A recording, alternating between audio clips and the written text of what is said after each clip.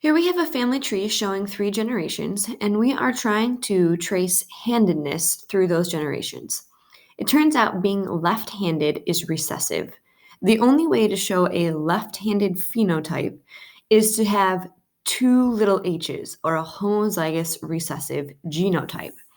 So anyone who's shaded has to be little h, little h.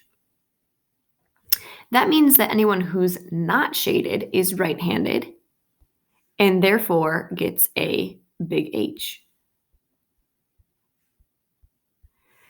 The tricky part is going to be figuring out what the other allele is for all these right-handed people. If any right-handed person has a child or a parent who is left-handed, we know that their other allele is a little h. For example, number 2 has a right-handed daughter, number 5. The only way that number 5 could have ended up with little h is if both her dad, number 1, and her mom, number 2, passed down a little h.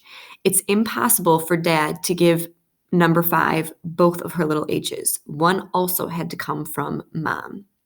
So in a family tree like this, we can look at parent and children. Number 1 also has number 4. The only thing number 1 can pass down to his daughter, number 4, is a little h. Same with his son, number 6. When we look at number 7, she has a left-handed son, number 11, and the only way that can happen is if she also has a little h.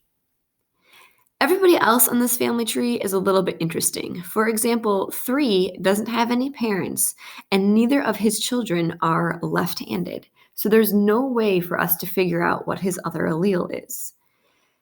Number 8 also doesn't have any children, and his parents, neither one is left-handed, so we cannot figure out her little allele.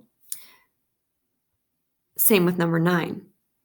Number 10, both of his parents are heterozygous, so we don't know if he's big H or big H little h.